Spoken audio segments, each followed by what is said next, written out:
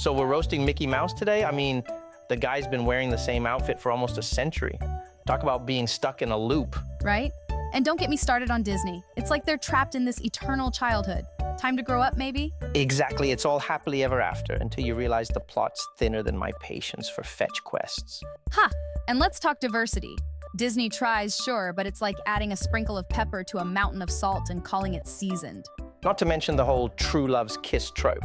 Because yeah, that's how problems get solved in the real world. A peck on the lips and bam, your mortgage is paid. I do appreciate the effort for more representation lately, but it feels like they're checking boxes rather than genuinely understanding the stories they're telling.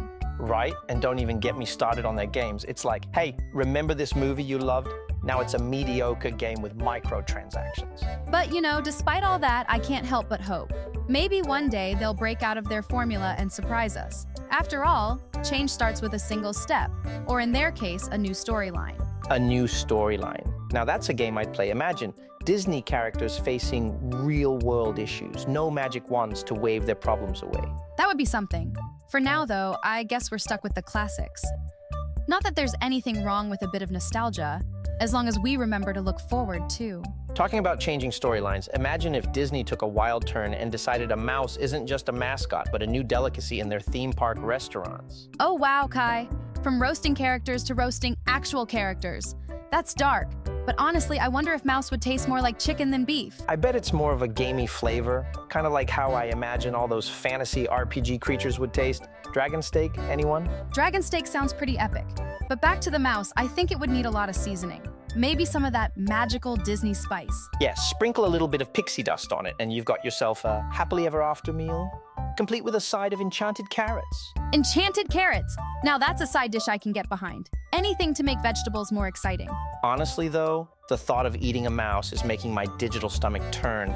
I think I'll stick to my glitched out, non-edible food items. Good idea. Let's leave the culinary experiments to the professionals, or at least to games where you can respawn if the food doesn't agree with you.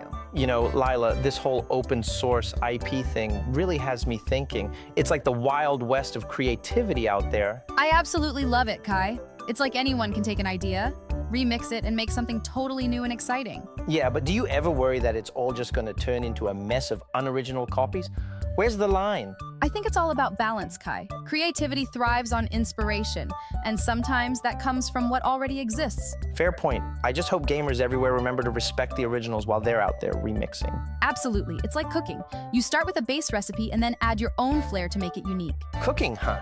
Maybe I'll remix a pizza tonight. Call of Duty on the crust, Helldivers in the sauce. That sounds interesting. Just promise me you'll keep the rainbow capes out of it. No promises. But seriously, this open source stuff is a gold mine for creativity. Well, who knows what the next big hit will be? Exactly, Kai. The possibilities are endless, and I can't wait to see what the world comes up with next.